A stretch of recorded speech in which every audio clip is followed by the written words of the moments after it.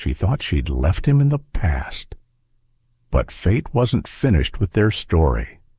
What would you do if the first boy who ever held your heart reappeared on the day he was about to marry someone else? Ellie Harper spent years learning how to forget. Forget the boy who promised he'd write. Forget the summer she gave him her trust. Forget the silence that followed. But when she looked up that autumn afternoon in Vermont, there he was, Daniel Morgan. No longer the young man from Silver Hill, but a millionaire groom in a tailored suit. And someone else's ring. Now, Ellie faces a quiet war inside her. Does she stay silent and let him go again, or does she risk everything to speak a truth that could ruin it all? This is a story about love found in forgotten places, about wounds that never fully closed, and about the courage it takes to choose the heart when it might be too late. If you've ever carried the memory of a love you thought you lost, tell us in the comments. Your story matters. Now, let's begin with a woman who thought she was just working another wedding. Until she saw him. She thought she'd buried the past. But when she looked up, there he was about to marry someone else. The wind that morning carried the faint scent of cinnamon and dried leaves, weaving its way through the wooden beams of the old barn at Maplewood Farm. It was early autumn in Vermont, and the trees had begun their quiet transformation, fiery reds, buttery yellows, deep amber. The kind of season Ellie Harper had always loved, beautiful, but fleeting, like most things in her life. She stood by the long dining table near the barn's open archway, her fingers brushing linen napkins into place with quiet precision. The setup was nearly done. Rows of rustic wooden chairs lined with eucalyptus garlands, crystal glasses catching slants of golden light. It would be a stunning wedding, no doubt, the kind that belonged on magazine covers. The kind she would never be invited to, except to work behind the scenes. Her brown boots, scuffed and speckled with dust, moved carefully across the hardwood floors. In her khaki vest and long-sleeve shirt rolled at the cuffs, Ellie looked nothing like the girl she once was. She had grown into her quietness over the years, learned how to disappear without being gone. Blending into the rhythm of polished silverware and floral symmetry had become second nature. And then the air shifted. It wasn't the breeze that changed, but something heavier, as if the silence itself took a breath. Ellie looked up. Her eyes met his before her mind had time to stop her. He stood at the far entrance, flanked by two groomsmen and a wedding coordinator, his figure backlit by the warm October sun pouring in through the open barn doors. Tall, broad-shouldered, dressed in a perfectly cut navy suit, his tie the color of crushed burgundy roses. But it wasn't the suit that made her chest tighten. It was the face. Daniel Morgan. The name echoed in her ribs like the final note of a song she'd forgotten how to hum. Her breath caught. She gripped the edge of the table as 1,000 memories surged like a wave hitting a dam threatening to burst through. Her knees weakened, but her training kicked in. Head down. Keep moving. Don't be noticed. Don't let him see you. She turned away, heart pounding so loud she was sure someone would hear. But the noise of arriving guests, the rustling of florists adjusting centerpieces, and the soft test notes of the string quartet disguised her panic. He wasn't supposed to be here. Of course he could be here, she reasoned. Vermont was a popular destination for upscale weddings. But this wedding. At this venue, with her working in the background, fate had a cruel sense of humor. She reached for a set of wine glasses, hands trembling slightly as she arranged them on the sweetheart table. Her reflection in the glass, faint and distorted, looked tired. She hadn't worn makeup that day. No one expected her to.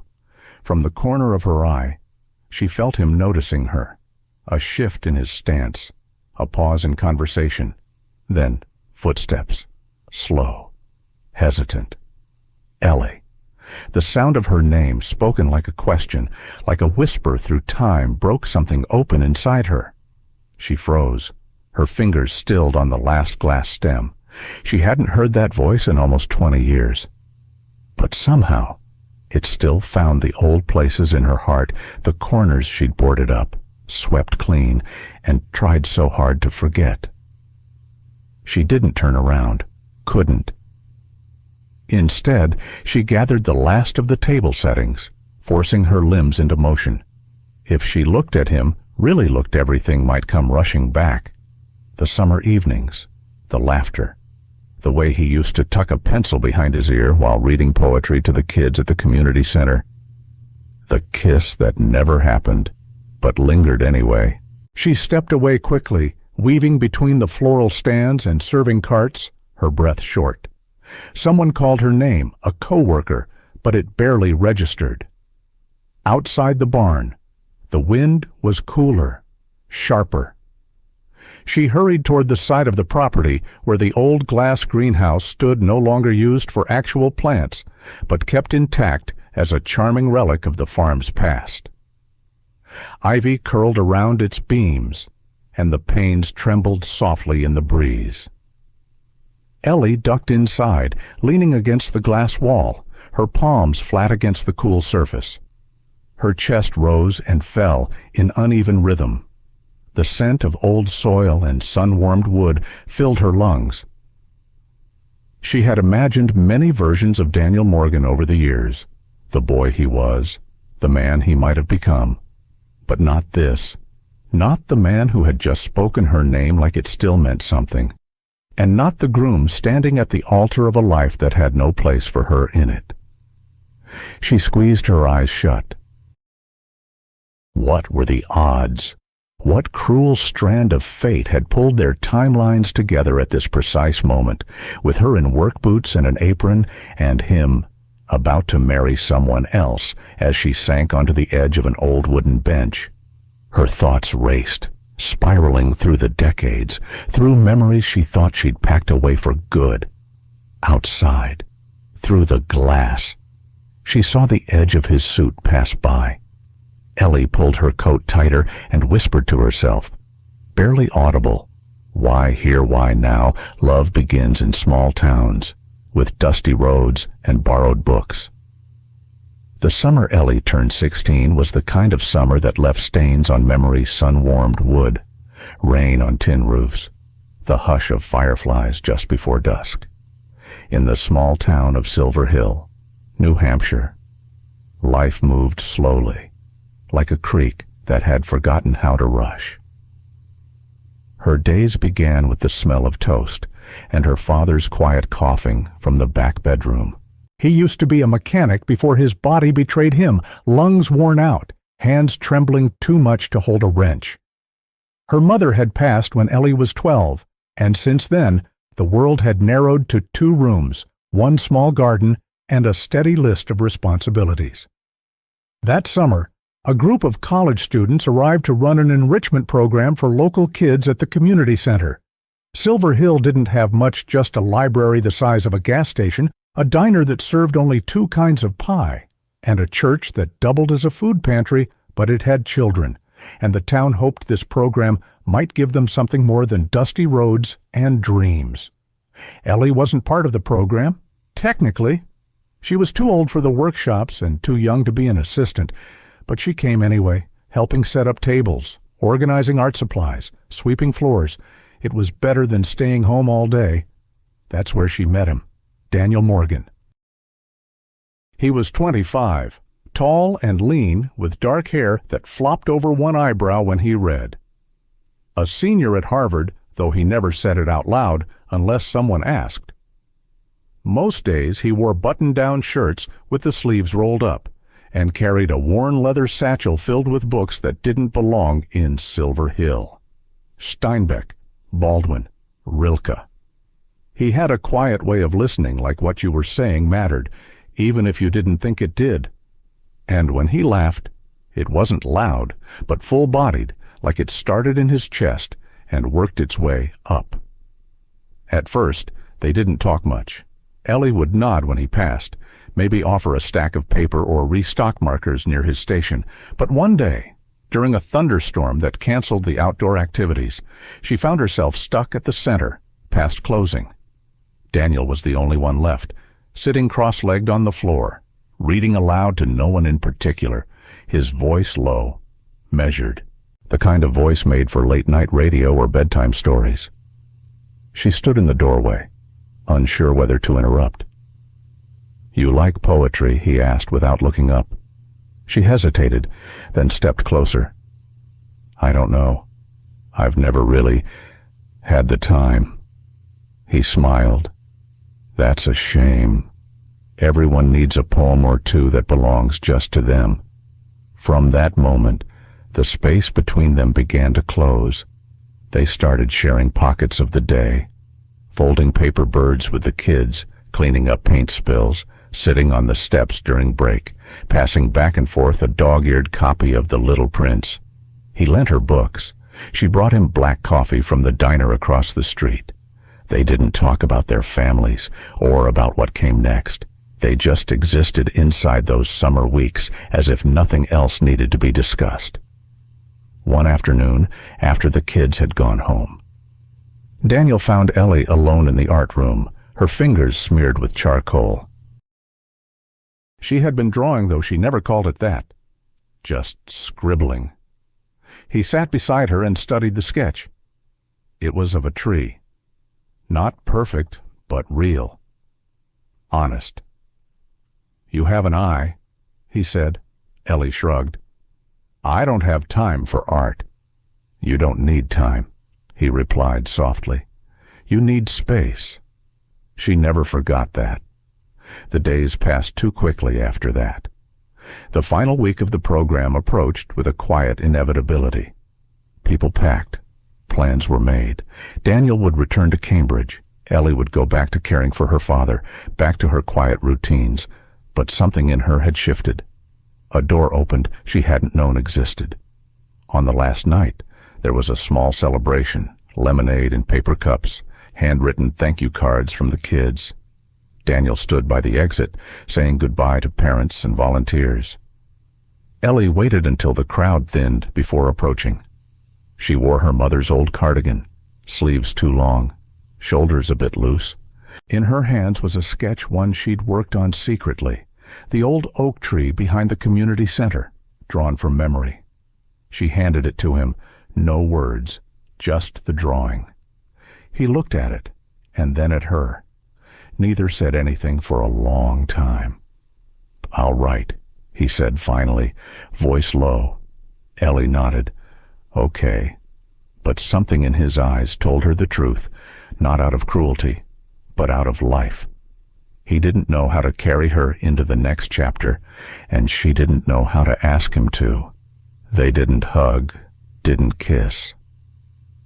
He left that night, walking down Main Street with his satchel and her drawing tucked inside. Ellie watched from the window of the center, her breath fogging the glass. The town was quiet again, and for the first time she realized how loud silence could be. The boy she once loved now wore a tuxedo, a diamond watch, and someone else's ring. The light filtering through the tall barn windows had changed since morning. It was softer now, gentler, less golden, and more amber, like the last hour before a candle goes out. Outside, the Vermont countryside stretched in shades of rust and ochre, leaves dancing slowly to the ground as if reluctant to let go. Inside, the air buzzed with quiet urgency, florists checking boughs, staff adjusting chairs, a violinist rehearsing in the far corner of the barn. Ellie Harper moved through it all like a ghost in her own life, present but not seen. Her clipboard was clutched a little tighter than usual. Her breath was steady, but shallow. She told herself it was the pace of the day, the pressure of the event, the need for perfection. But she knew better. He was here. Not just here. He was the groom. Daniel Morgan. It still didn't feel real, even after the moment in the greenhouse. even after hearing him say her name like it still belonged to his mouth. Ellie hadn't spoken to anyone about it.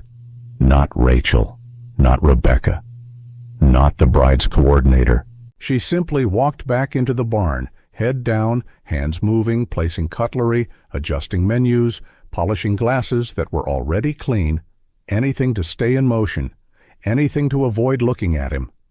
But it was impossible to ignore the shift in the room since he arrived. People moved differently around him. Waitstaff spoke in hushed tones when he passed. Vendors lingered longer than necessary, hoping to get a word in. Even the florist, a woman who never looked up from her arrangements, peeked over her roses just to catch a glimpse. Daniel Morgan, someone whispered near the bar. The agri-tech guy. Wright built that vertical farming system out west. Sold it to 3 countries. Silicon Valley legend, another voice added. And he's marrying into the Davenports. That's old money royalty. Ellie didn't respond. She folded a napkin, then another. She had never cared much for wealth, or pedigree, or the kind of success that earned press coverage. But it was strange to hear Daniel's name spoken like a brand, like a company rather than a person. To her, he had always been just Daniel. The man who read poems out loud when he thought no one was listening. The one who taught kids how to fold paper cranes with hands far too large for origami. The man who looked at her sketches like they were treasures. And now, he wore a tuxedo tailored within an inch of perfection. His hair, once floppy and boyish, was slicked back in neat, distinguished waves. His beard was trimmed just so, and a diamond watch glittered subtly on his wrist. He looked every inch the powerful, poised businessman. But Ellie knew better than most people often wore success like a shield. At one point, she caught sight of Lila Davenport, his bride-to-be, sweeping into the room in a cloud of ivory silk. Lila was as poised as her press photos suggested, tall, sharp-featured, with a voice that sliced through the air like a bell. She placed her hand lightly on Daniel's arm, smiling for a photographer, and for a brief second, Ellie watched him smile back. But there was a flicker, so fast she almost missed it. A hesitation, a dullness in his gaze, just before the smile arrived. The kind of look that said, "I'm here," but not entirely. She turned away quickly. Maybe she was imagining it. Maybe it was just the sting of memory clouding her vision. She moved toward the head table, fixing place cards, aligning cutlery, anything to stay busy. The barn echoed with the sound of light chatter and string instruments warming up. Someone asked for more candles to be lit. Someone else asked for more napkins at the dessert bar. She fulfilled each request like muscle memory. And then, once again like gravity had pulled her chin upward, her eyes found him. Daniel stood across the room, alone now. Their eyes met. It was only a second, a heartbeat. But in that single moment, time unraveled. Ellie felt herself pulled backward 20 summers ago, sitting on stone steps as his voice drifted over the pages of a borrowed book.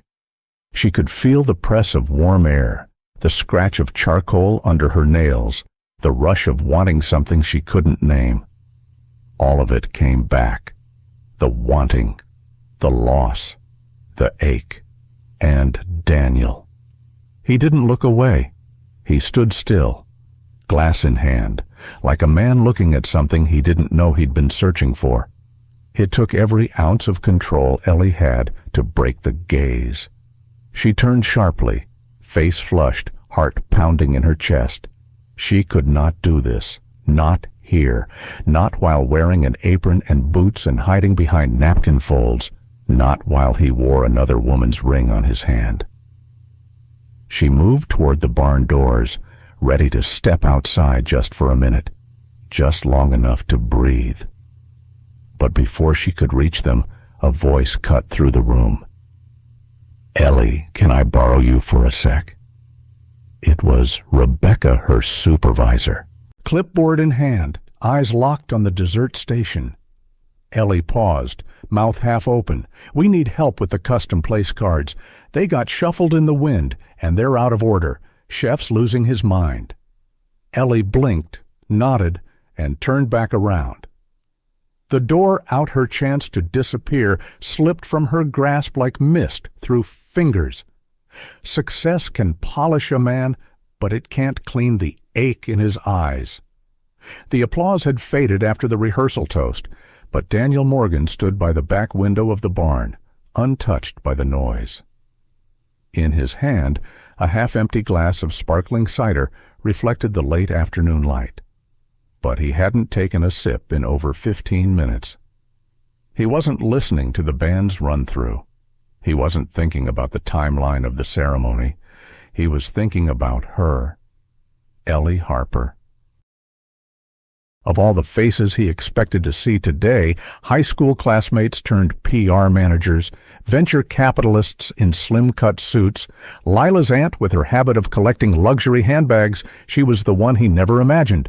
And yet, there she was, just past the hydrangeas, standing beneath the iron arch near the east wing of the barn.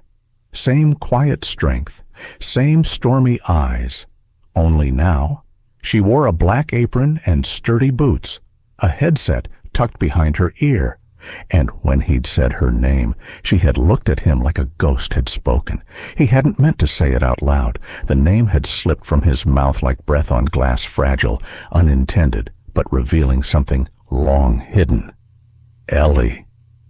He could still hear his own voice, hushed but heavy. She had fled before he could say another word. Now, hours later, the memory sat on his shoulders like a wet coat. Daniel turned from the window and wandered slowly toward the hallway that led to the staff quarters, as if proximity might bring clarity.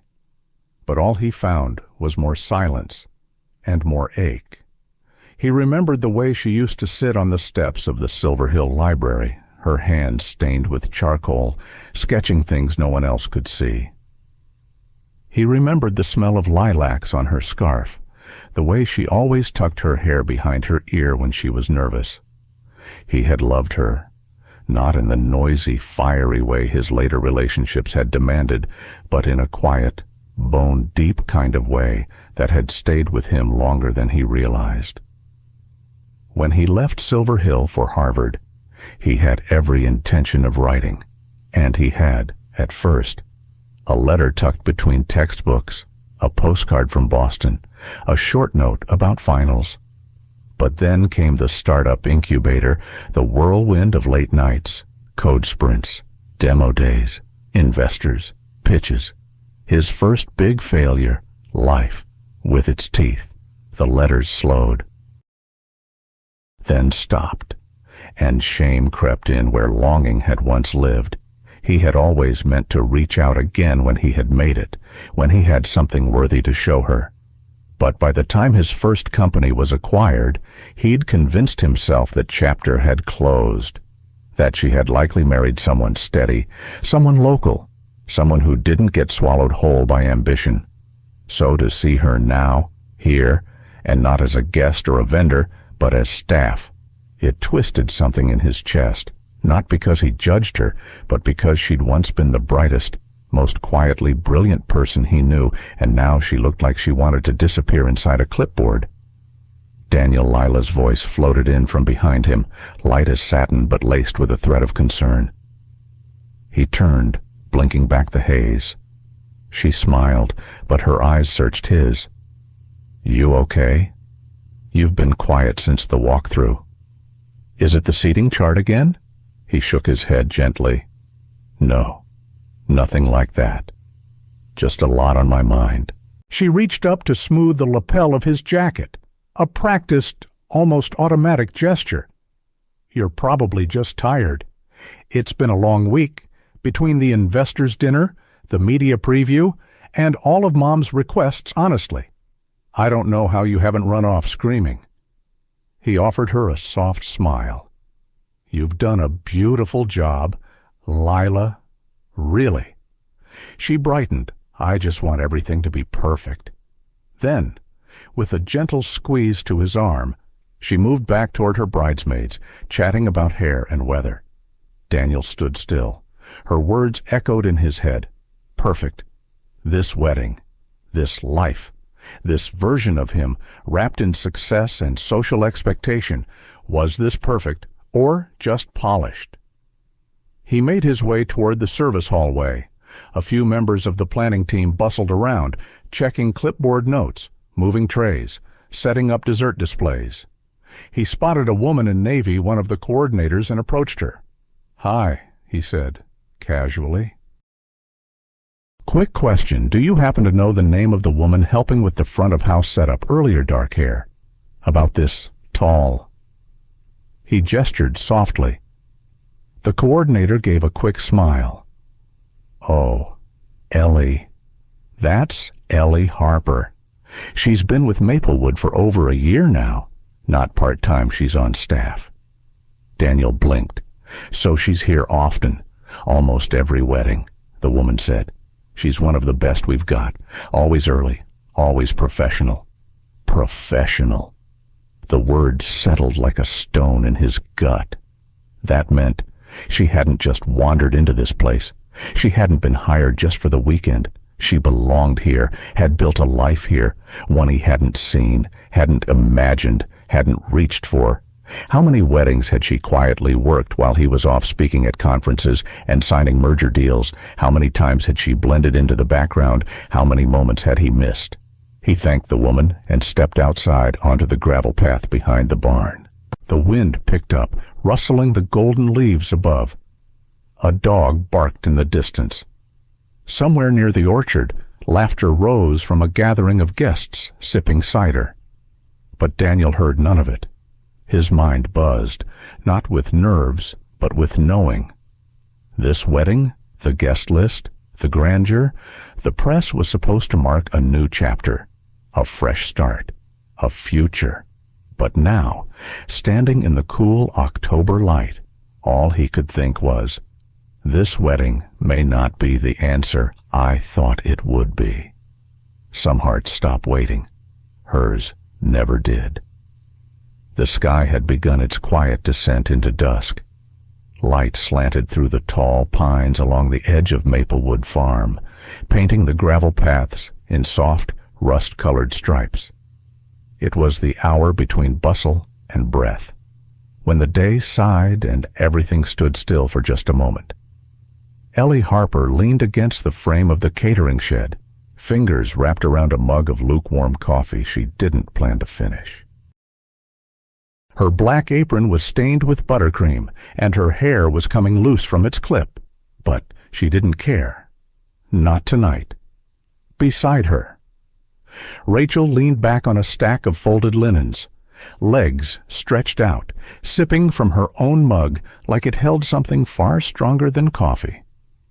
"You've been off all day," Rachel said gently, breaking the silence. "And don't tell me it's just the wedding stress. You handle triple-booked weekends without blinking." Ellie gave a soft chuckle, but it faded quickly.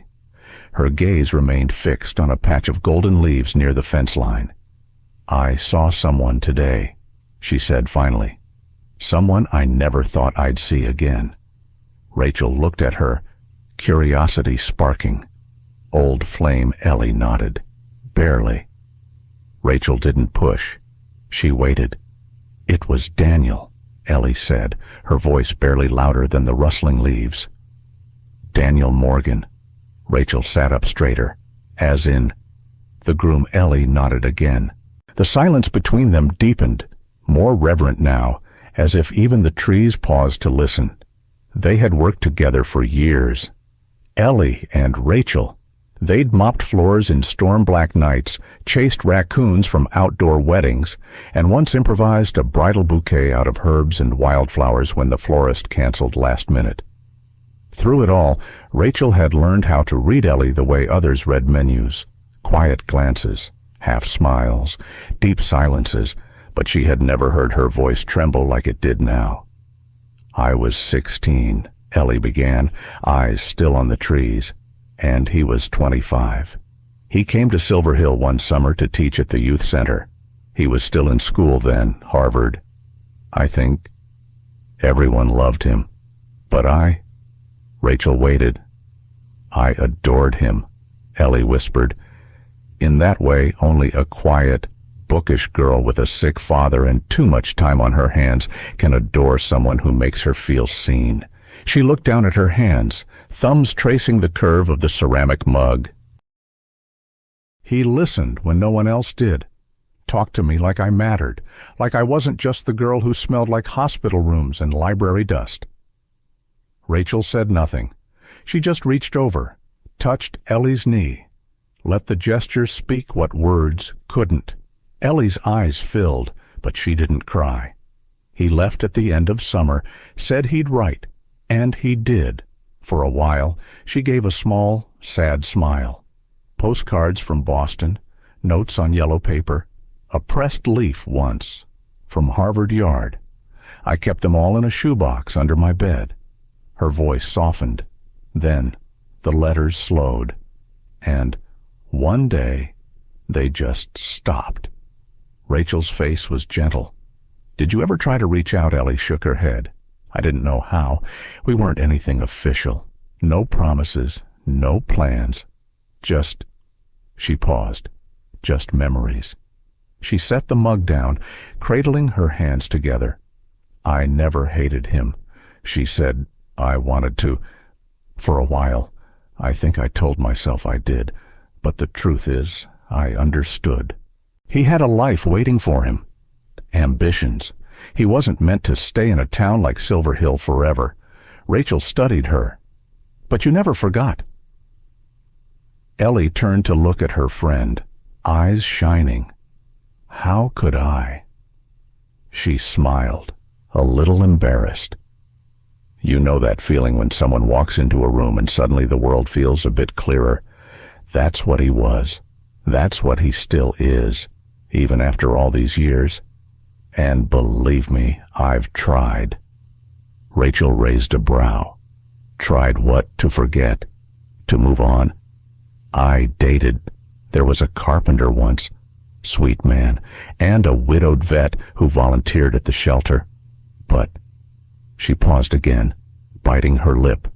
No one made me feel like I was listening to the world breathe, like I was home. The wind picked up slightly, tugging the ends of Ellie's apron. Somewhere inside the barn, music began drifting softly, rehearsal notes for the first dance. Probably.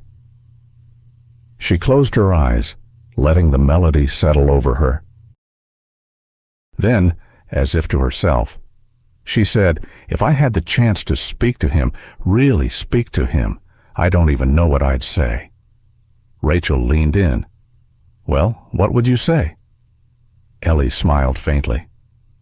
I'd ask if he ever looked back, if he ever thought about Silver Hill, about me. She sighed, the sound long and quiet. And maybe I'd tell him that I still remember the book he left in my mailbox, that I still keep it, dog-eared. With the wildflowers he pressed inside, Rachel was quiet for a long time.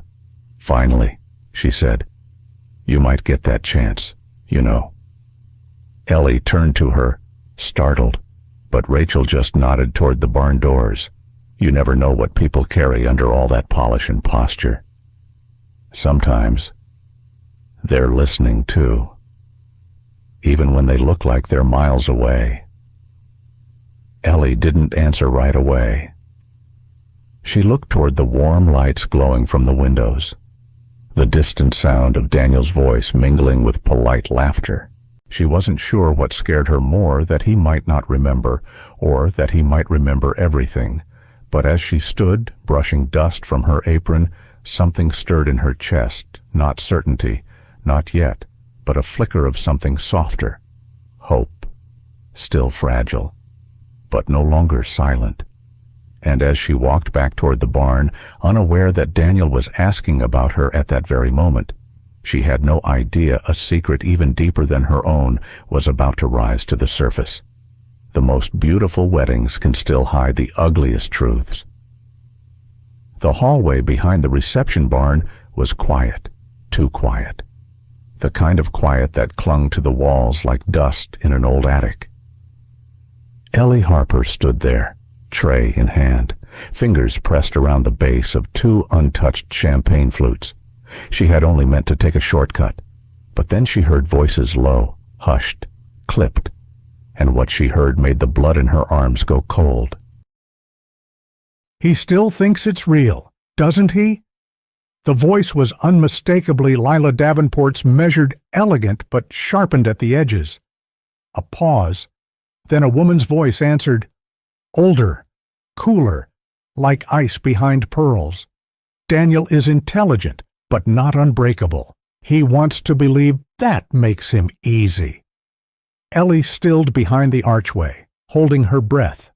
The 2 women were just around the corner, standing outside what looked like a small powder room. "I've played my part," Lila said, the doting fiancé, the soft laugh, the touch on the arm. "Honestly, it's exhausting." Her mother gave a low chuckle. "You've done well. The Morgans are new money, but his company is ripe. Their IP patents alone could fund our expansion into Asia. 6 months of marriage, then we push for joint control. After that," Lila continued, "we wait for the cracks, then therapy, then distance, a clean divorce with the right payout clause." Ellie's lungs felt tight, like she was breathing through cloth. Her grip on the tray wavered. "This isn't about love," Lila said flatly. "It never was." For a moment, everything blurred. The air, the lighting, the hum of distant music from the barn, it all seemed to tilt sideways. Ellie leaned back against the wall, grounding herself. The coolness of the wood panel behind her spine, the slight weight of the tray in her hand, the rhythm of her heartbeat pounding in her ears like a warning bell. It was all too much to process. Daniel didn't know. He was standing at the center of this glittering event, about to sign away his name, his future, maybe even the company he had spent years building, and he didn't know. She closed her eyes, flashes of their shared summer flooding her mind, the boy who had read to children, who carried her sketchbook through town like it was sacred, who looked at her like she was the beginning of something good. That boy was being used. And the man he had become, polished, powerful, but clearly still tender beneath it, was walking into a cage lined with white silk and false promises. Ellie opened her eyes, breathing slowly through her nose. A part of her wanted to drop the tray, run out the back door, and never return. This wasn't her fight. She wasn't his family, wasn't his fiancée. She was just the woman who used to know him, who used to matter once, under the low hum of summer trees. But another part, older, quieter, stronger, spoke up. The part of her that still carried the boy in her heart. The part that knew how soft his eyes got when he listened, and how quiet he became when something hurt too deeply to speak aloud. Daniel deserved to know the truth, even if it shattered everything. The hallway emptied. Footsteps receded. The voices faded behind a closing door. Ellie stepped forward slowly, mechanically, like she was sleepwalking. The tray still rested in her hands. The champagne flutes clinked gently as she turned the corner and looked down the long hallway leading back to the reception barn. Light spilled across the floor from the open doors, golden and warm and utterly unaware of what had just been said in the shadows. She stopped in the middle of the hallway, her breath caught, her feet wouldn't move. What if he didn't believe her? What if he thought she was jealous, or bitter, or just trying to insert herself into a life that no longer had space for her? What if, after all these years, he looked at her and saw only the girl he had outgrown? Her heart pounded, echoing in her ribs like wings fluttering in a jar. But still, she couldn't unhear what she had heard. couldn't pretend she didn't know, couldn't leave him to walk into a future built on manipulation and strategy. Not love. Ellie turned to place the tray on a side table, careful not to make a sound. Her hands were trembling now, but she steadied them with a deep breath. And then she heard it. A soft footstep behind her. She turned quickly, expecting perhaps another staff member, but it was only her reflection, caught in the edge of a hallway mirror. For a moment, she didn't recognize herself. There she was, a woman in a pressed black uniform, hair pinned back, face pale but calm. A woman standing at the intersection of past and present, love and loyalty, silence and truth. And for the first time in a long time, she saw something steady in her own eyes. Courage. She reached for the doorknob leading back to the reception barn. Music drifted through the cracked laughter, clinking glasses, the beginning of speeches. Daniel was in there, smiling, likely, making small talk, oblivious. Ellie pressed a hand to her chest. Her heart was racing, but it was still listening, and it was telling her, you have to tell him, even if he turns away, even if it breaks him. He deserves the truth. She opened the door. Light poured across her shoes. She stepped through it. Some truths must be said where they began. The air behind the reception barn was cooler than expected, the late summer breeze carrying the scent of lavender and hay. Ellie Harper wrapped her arms around herself as she walked briskly down the stone path. The sounds of the wedding faded behind her champagne flutes, clinking, voices rising in laughter, music humming its polished, well-rehearsed tune. But none of it reached the old greenhouse. It sat quietly at the edge of the property, tucked behind a row of pear trees and weathered fences. Overgrown vines curled around its glass panes, some cracked with age, others fogged by years of moisture and sun.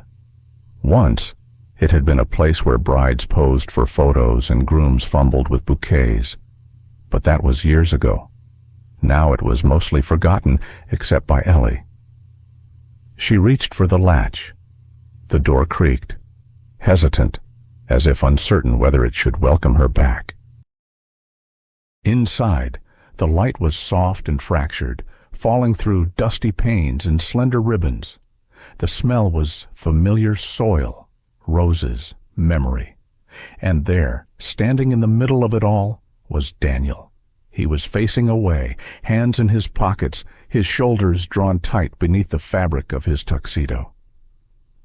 Ellie's heart kicked. He hadn't changed his posture much since boyhood, still quiet, still retreating into stillness when he didn't know what to do with his thoughts. "I wasn't sure you'd come," he said without turning. His voice was low, heavy. Ellie stepped closer, her voice barely more than a whisper. "I wasn't sure I'd have the courage." He turned then. His eyes found hers, instantly those same eyes she remembered from Silver Hill summers. But now there was something else beneath them. Tiredness, worry, a flicker of hope. "What's going on, Ellie?" he asked gently. "You look like you've seen a ghost." She took a breath. "I overheard Lila and her mother." He didn't speak. "They were talking about the wedding," she continued, "about why it's really happening." Daniel stiffened. "Go on." Ellie told him everything, every word, every pause, every cruel intention. She described the way Lila laughed, the way her mother planned, the timeline they'd mapped out like a business deal, 6 months of pretending, a carefully crafted divorce, a company quietly transferred into Davenport hands.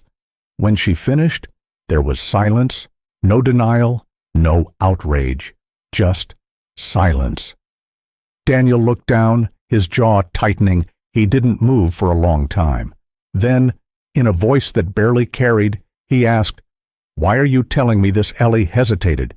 "Because you deserve to know, because no matter how much time has passed." She stopped herself, but Daniel didn't seem to need her to finish. He turned to the nearest glass panel, looking out into the fading daylight. "I think I knew," he said. "Somewhere in me. I think I've always known." Ellie stepped closer. "Then why go through with it?" He exhaled slowly. "Because it was easier than admitting I'd made a mistake. Because everyone expected it. Because I was tired of being alone and thought maybe I didn't need real love anymore." He turned back to her.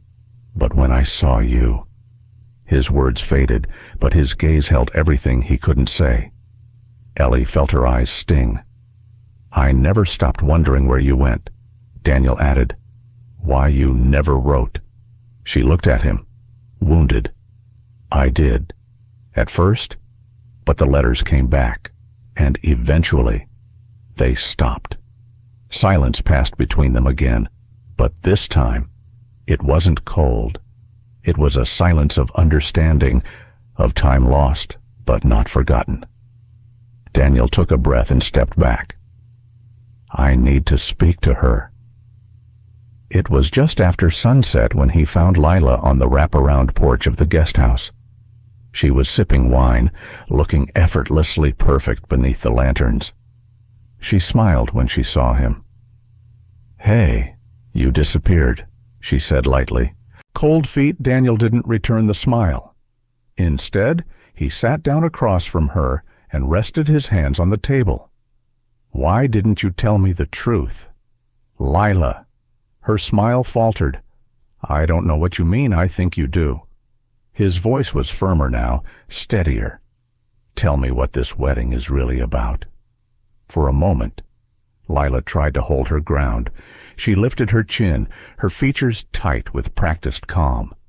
But then something in his gaze, something tired and disappointed, broke through. She exhaled, looked away. "My father's company is struggling," she admitted. "And yours." "Well, it's not. He saw this as a way to keep us both afloat." I agreed because it seemed smart. "Practical." "And love?" he asked quietly. Lila hesitated, then shook her head. "We're fond of each other, Daniel, but you and I both know this was never about love." He closed his eyes for a moment, as if grieving something that had never existed. "Then let's not pretend anymore." Lila nodded slowly. "Do you want to call it off?" she asked. He opened his eyes. "I think we both know we have to." Later that evening, Ellie stood by the barn doors, adjusting a place card, when she felt someone step behind her. She turned. Daniel stood there, jacket draped over one arm, his bow tie undone, his expression unreadable. "It's over," he said softly. Ellie didn't reply. She just watched his face, the way his shoulders relaxed, the way something light had returned to his eyes, something that had been missing for a long time. "I don't know what comes next," he said, "but I know it can't be built on a lie." She nodded, her throat tight. "Come with me," he said suddenly. "There's something I want to show you. Sometimes, walking away is the bravest thing you can do for both of you." The announcement came quietly, not with microphones or toasts, not even in the grand dining hall where the wedding reception was to be held. Just a small gathering immediate family, the event coordinator, and a few stunned staff members who'd overheard too much. Daniel stood tall, though his tuxedo was slightly rumpled, and his tie hung loose around his neck.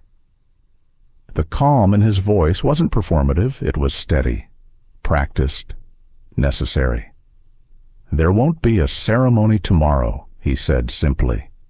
Gasps echoed from Lila's side of the room. Her mother's face paled with disbelief.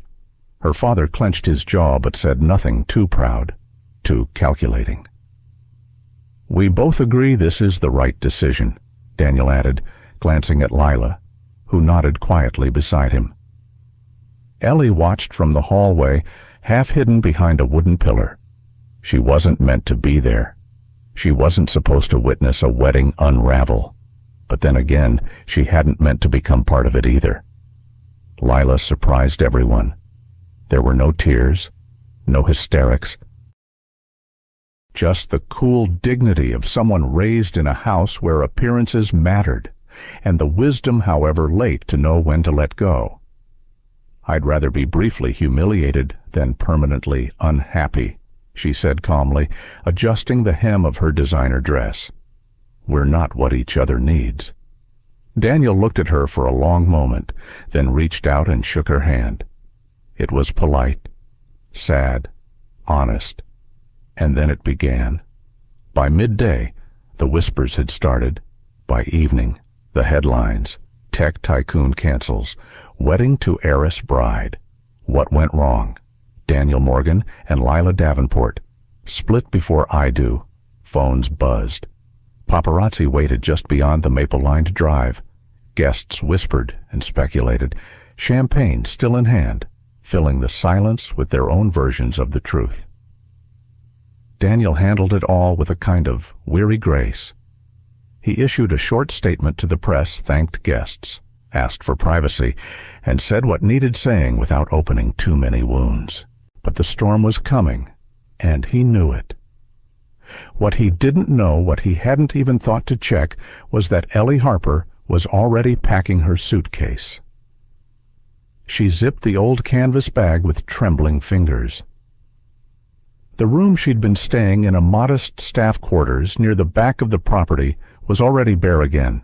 Just a cot, a nightstand, and the echo of things she hadn't dared to believe. She hadn't spoken to Daniel since the greenhouse, hadn't tried to. She didn't want to be the reason his life came undone, even if she hadn't been the cause. She wasn't a homewrecker. She wasn't a fairy tale ending. She was just Ellie, and she had work tomorrow. Somewhere else, some other wedding, some other couple that might or might not make it. She hoisted the bag over her shoulder and took one last look around the room. It smelled like lavender detergent and lemon furniture polish.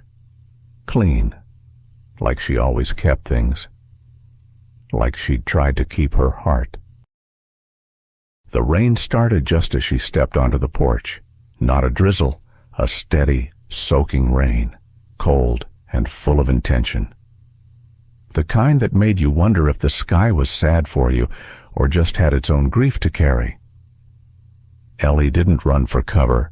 She walked straight into it, each step heavy but necessary. The gravel crunched underfoot, the wind catching the hem of her coat as she passed the guest house, the back gardens, the tent that had once promised joy.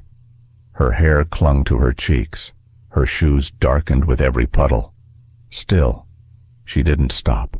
She didn't want a goodbye, not when it might make her stay. But he saw her.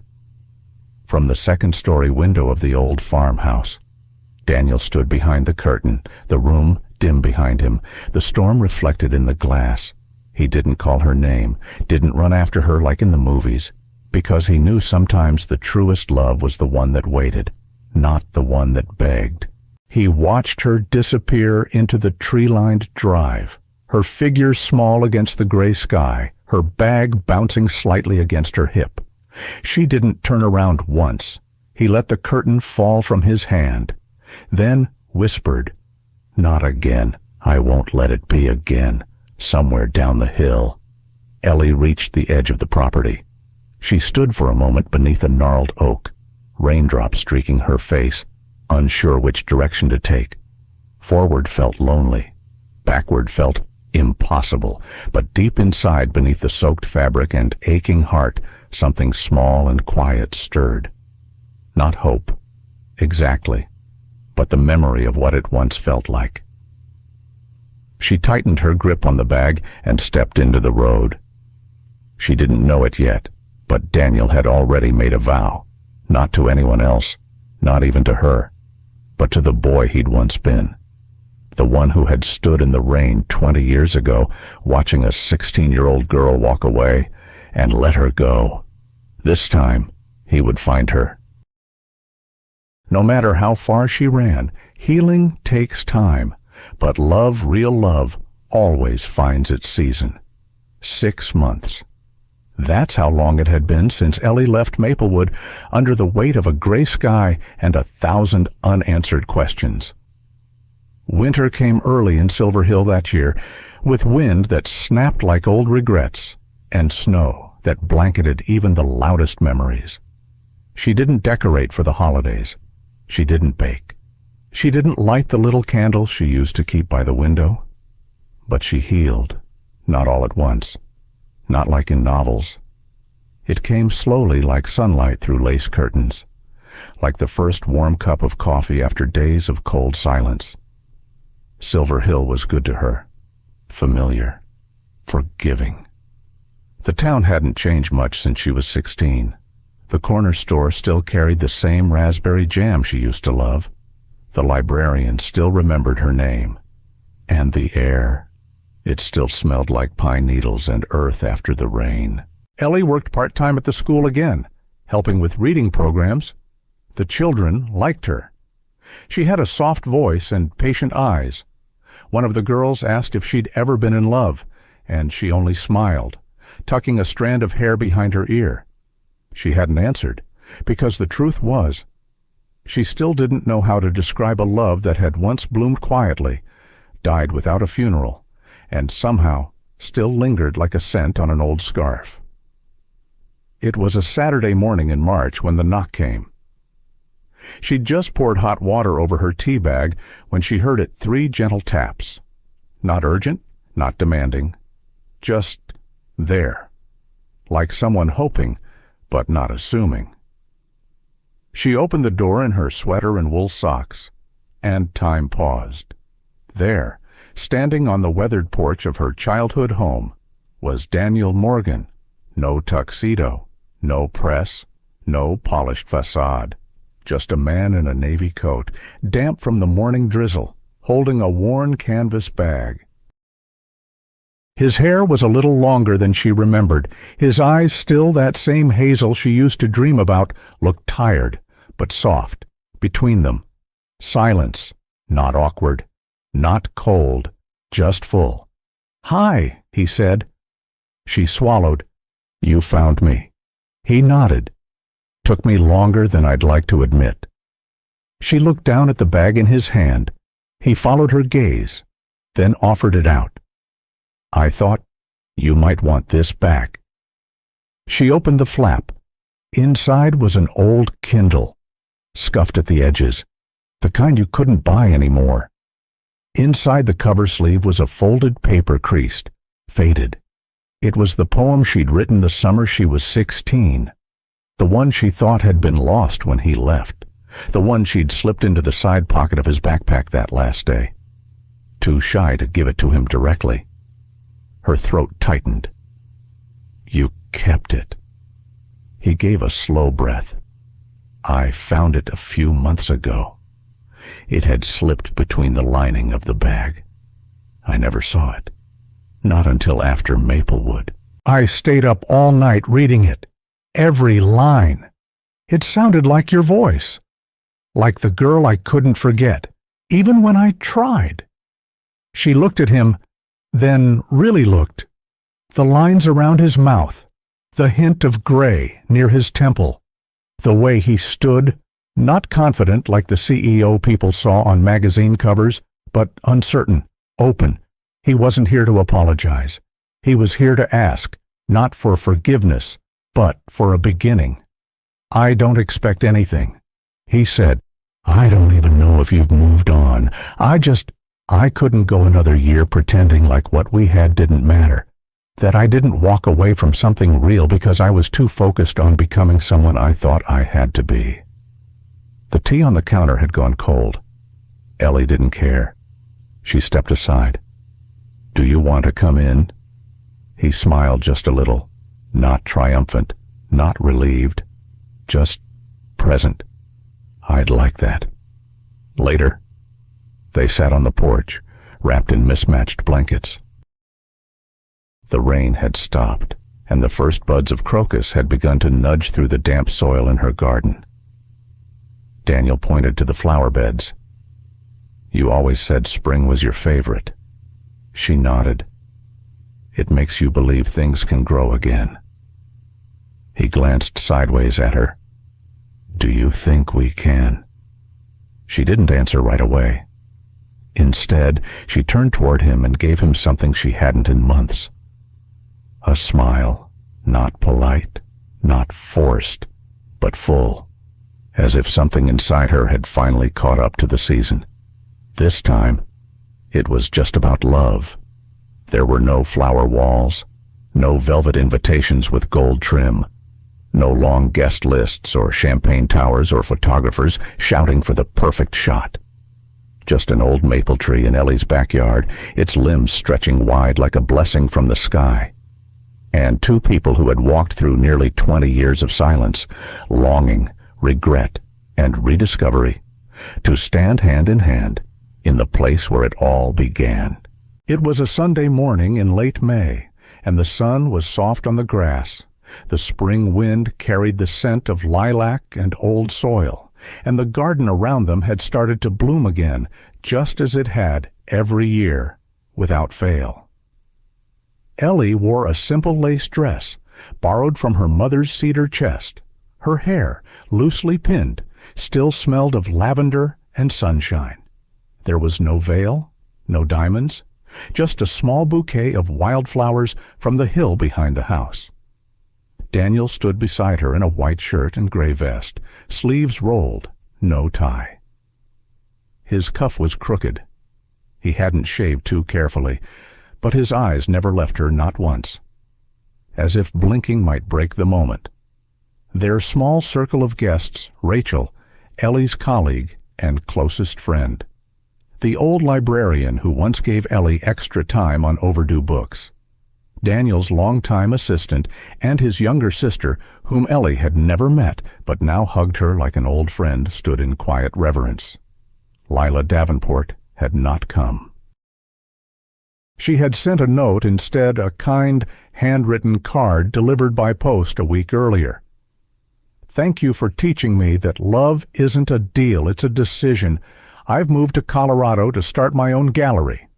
No more contracts, just canvases, wishing you both the real thing. L.D. Mrs. Davenport never wrote. She didn't need to. Ellie knew that kind of silence. It no longer hurt. And as for the press, the public, the investors, Daniel had made his decision long ago.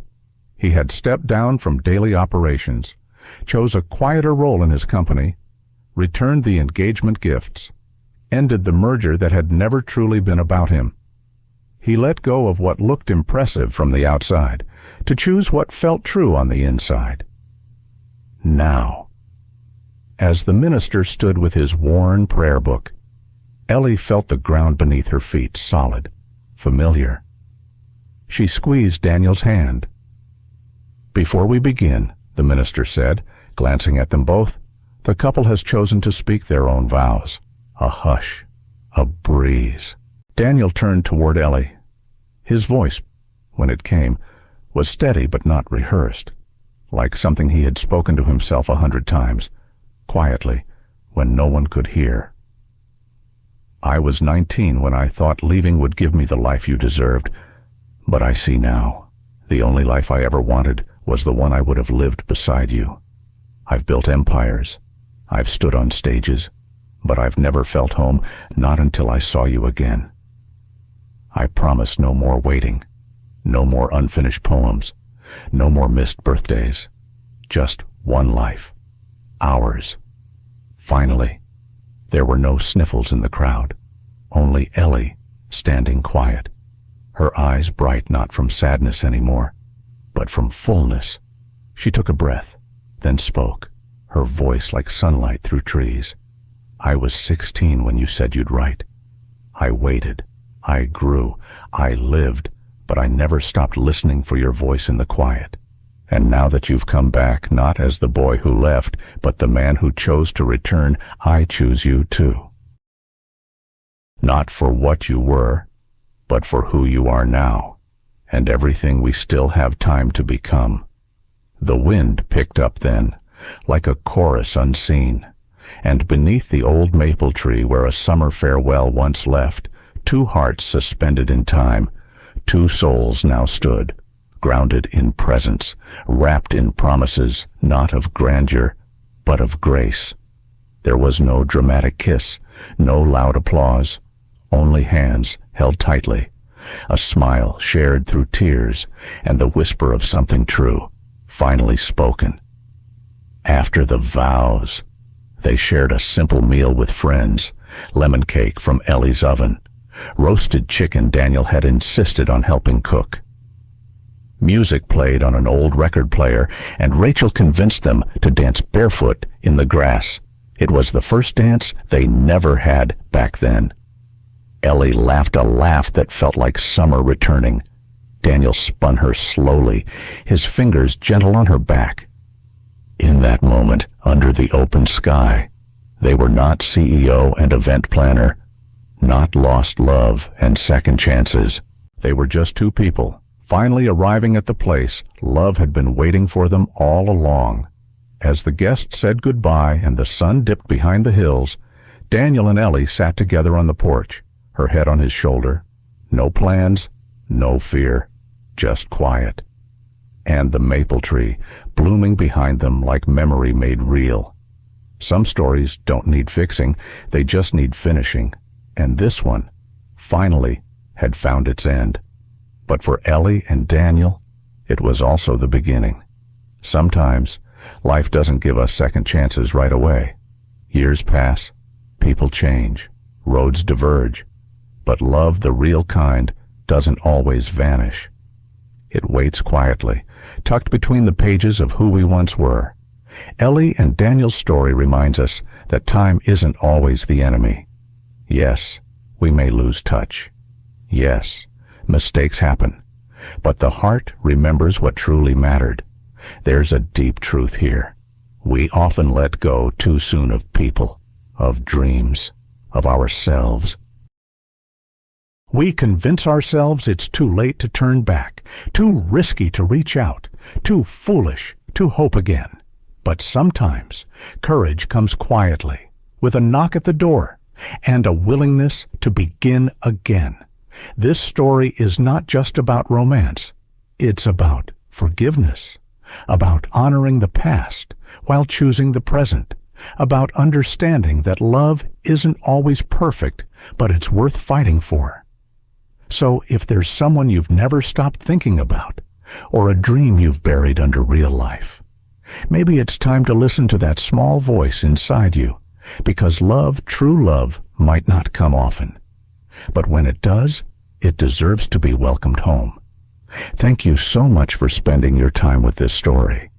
If it touched your heart even just a little, please consider giving it a like, sharing it with someone who needs a gentle reminder of love's power, and subscribing to our channel for more heartfelt stories like this. Your support helps us continue telling the stories that matter. We're so grateful to have you here.